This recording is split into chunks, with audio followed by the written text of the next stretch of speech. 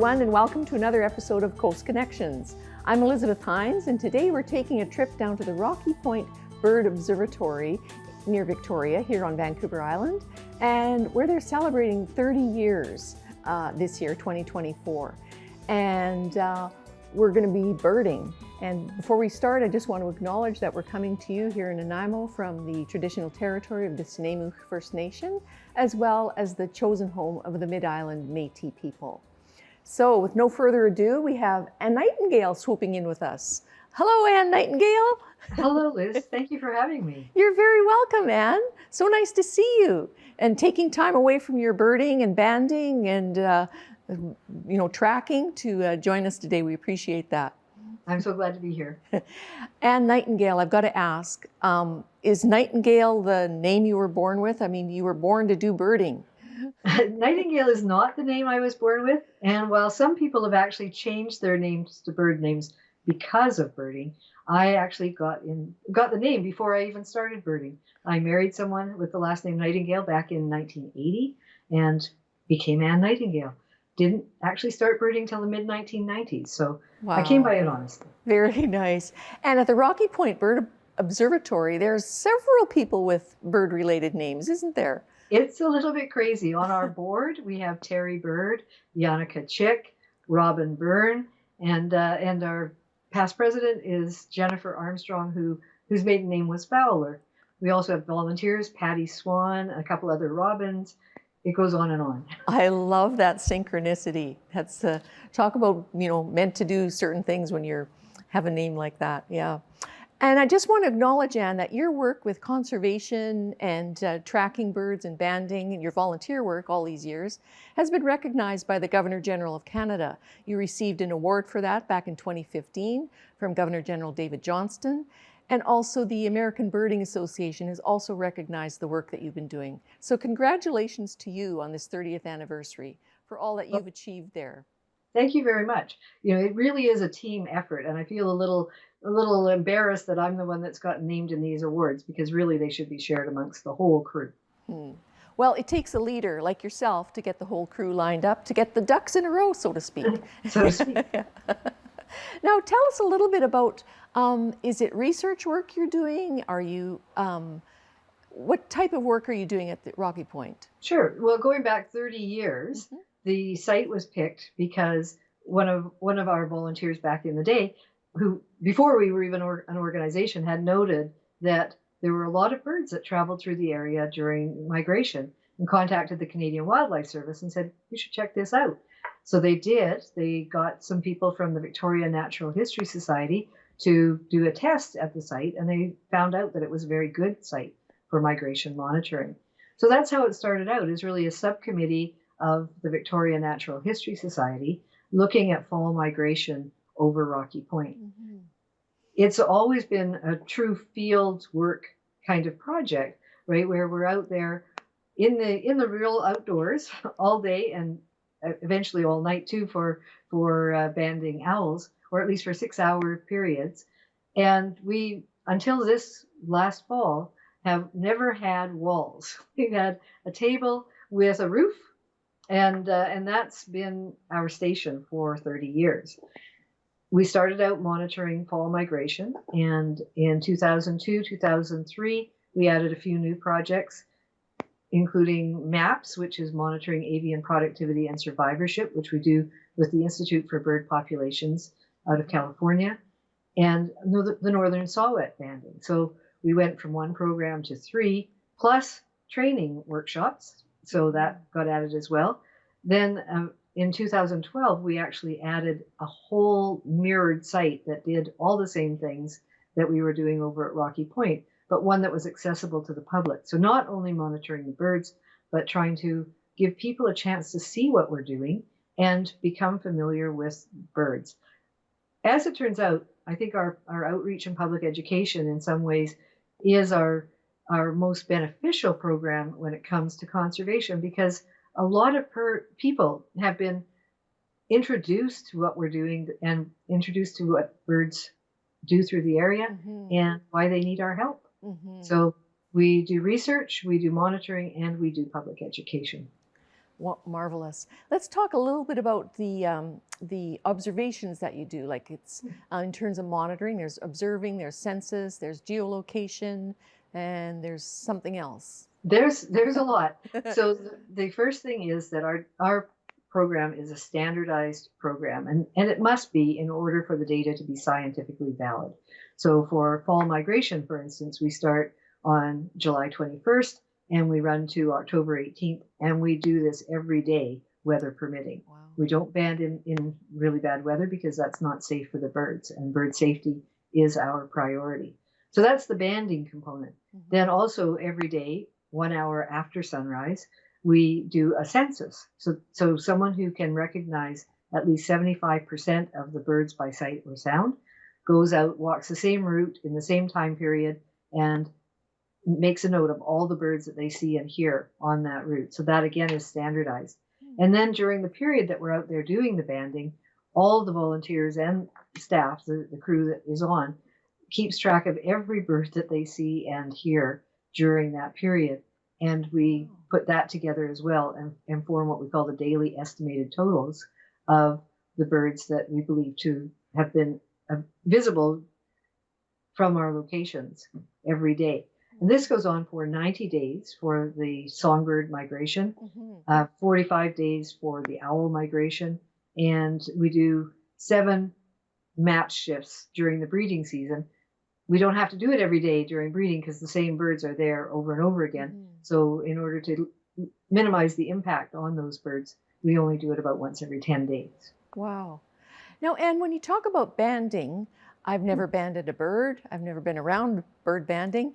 How are you catching the birds and actually banding them? How does that work? Yeah, so it's very tightly regulated through Environment and Climate Change Canada. You have to have a project that they have approved. You have to have someone who's going to take responsibility for the bands, or you can't even get them. And we share our banding resources with the U.S. Geological Survey in the U.S. So each bird gets a uniquely numbered band. This is a small aluminum band sized depending on the size of the legs of the birds, so that they fit properly and aren't going to cause any harm. They're very lightweight. We band everything from hummingbirds to owls. That's probably our biggest birds. And with appropriate size bands, people with permits, licenses from the government to do it. You couldn't band a bird, for instance, unless you had a licensed bander in your presence. You couldn't even get the bands to do it. These bands are a way of tracking birds if someone finds them and reports them to the government. So whether it's someone who finds a dead bird, or maybe it hits their window, or they come across a bird. Photography has been another way. Sometimes people have noticed bands on birds, and they have the patience to go and get every number off the band so that they can report it. Then that will help identify where birds come and go. But that's not the most valuable part of bird banding. What the bird banding does as well is it monitors the health of the population. We look at these birds, we measure them, we weigh them, we can compare their presence, like how many, their abundance from year to year, whether there's a shift in the demographics. For instance, we're doing fall migration, so we would expect a lot more young birds, the ones that attach that year, than older birds. Because if you think of a bird nest, it's got 2 parents and often 4 or even more young. And so if we see a change, say that now we see fewer young and more adults, this gives us an indication that there's something going awry on the breeding grounds, that their productivity has dropped. And this can be a way of seeing this long before they become threatened or endangered. It's an early warning signal. Exactly. If we look at their health, we look at their wing length, we look at their weights. So we have lots of morphometrics that we can compare species by species, year by year, because we're doing this standardized protocol. And all of these things can be indicators. While we're doing this, we often will help other organizations with research. We've done blood samples, for instance, when West Nile virus was threatening to come to BC, to see if any of the birds that we were banding were carrying it. We have collected ticks for research on Lyme disease. And because we are already doing this work, it's very easy for us to tag on a little bit of extra with permission again. We have to get the right permits for it, but very easy for us to do this while we're already there, already handling the birds. We set up mist nets. You asked how we catch them. Right. We set up these very long nets, and we don't do anything to try to attract the birds to the area. We just catch what goes into the nets. That can be anywhere from about 7 birds in a 6-hour period to well over 200 birds in a 6-hour period. Wow. It depends really on what is happening with the migration flight at that time. But we're there for the 6 hours, whether we're only finding 7 birds or over 200. We check the nets every 20 minutes so that no bird is left in the net for very long. Only trained people or people being trained to take birds out of the net are allowed to do that so that the birds are safe coming out of the nets.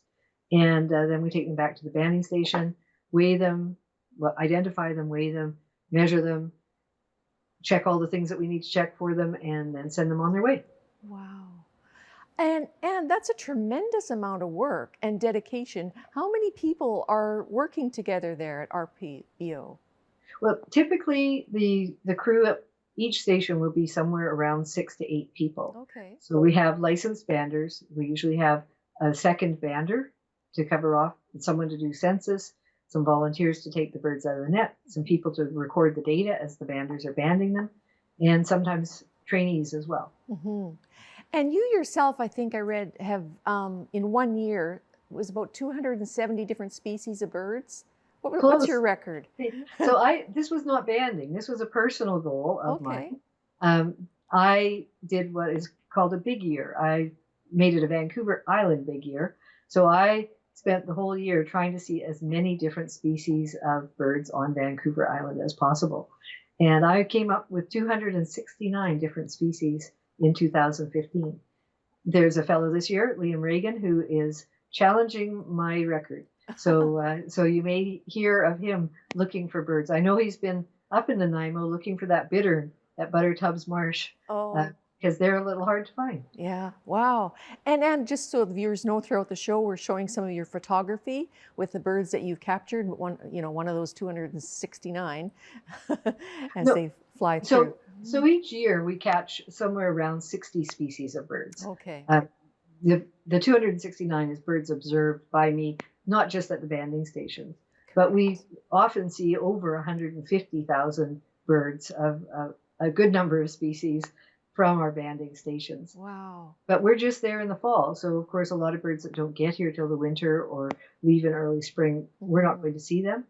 But we do get some very rare birds as well that I didn't see on my big year, nor am I going to see, likely to see anywhere else in Canada again. So that's one of the fun things is, does anything rare show up? Yeah. What's the most rare bird that you've seen? At Rocky Point, we a few years ago, we actually did net a bird called the brown shrike. And that, I believe, was the first record for Canada for that species. Wow. Let's talk about the gorgeous little northern saw-whet owl and the work that you're doing with this absolutely adorable little creature. So northern saw-whet owls have to be the most adorable, the cutest owl around. And most people never get to see one of them. How big are they, Anne? Just so the viewers know. They're not big. They're about this tall. Yeah. So more than a handful, but not much more than a handful. And how much would they weigh?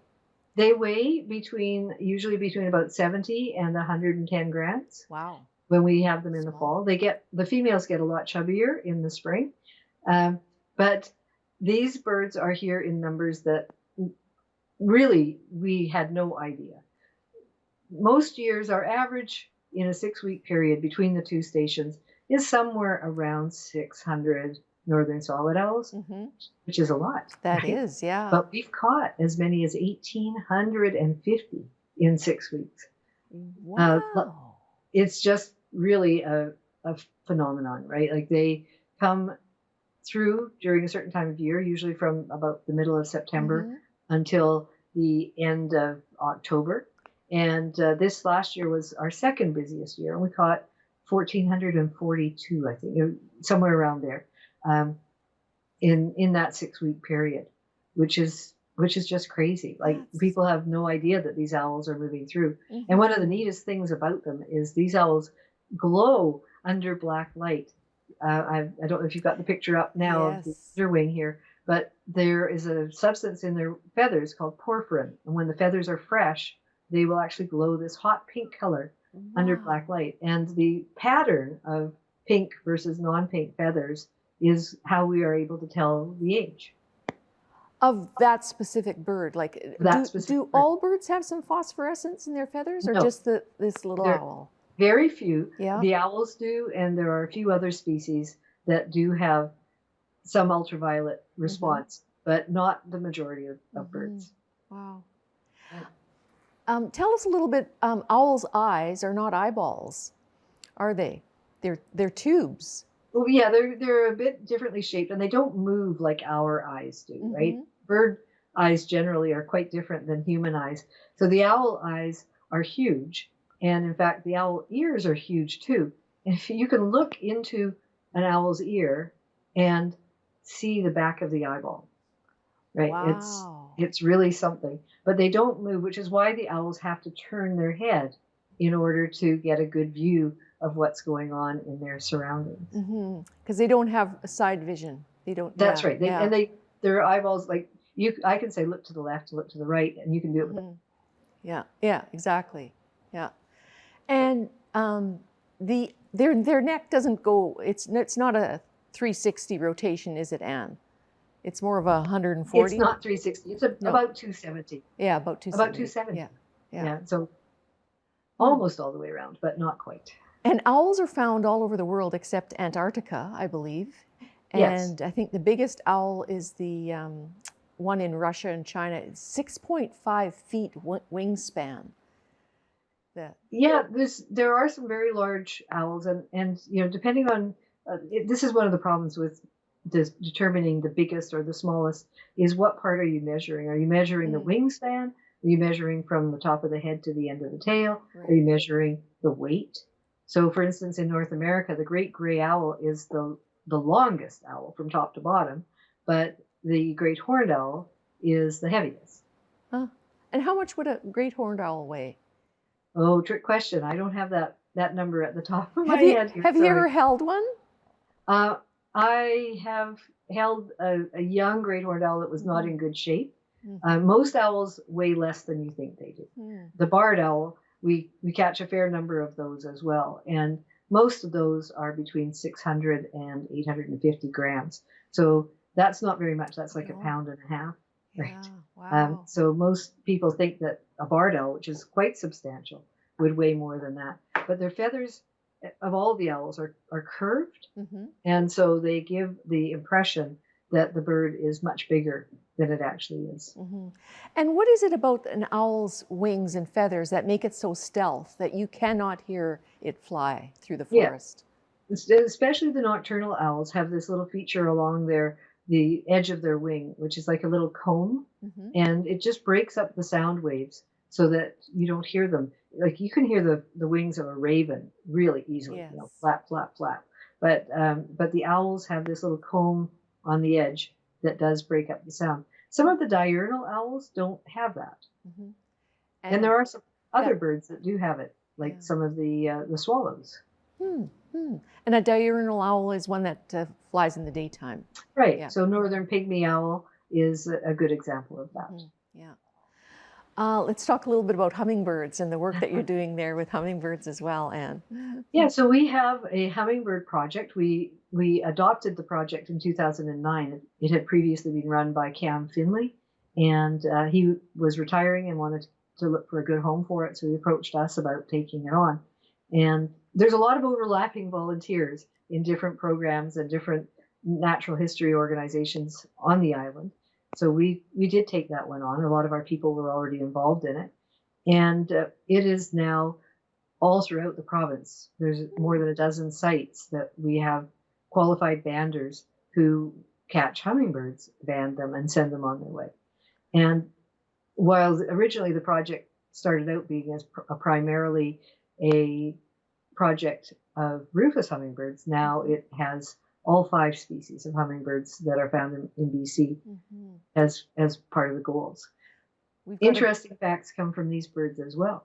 Probably the one that surprises some people the most is how long they can live. We have actually caught hummingbirds that we have banded 8 years after we've banded them. Wow. And we've caught them at exactly the same feeder where we originally banded them.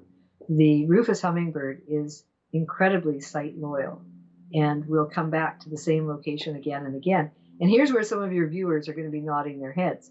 If they come back and you haven't got your feeder up, people have told me that they come to the window and stare at them. And it's true. Like, they know where the food is coming from. They have associated it with the humans.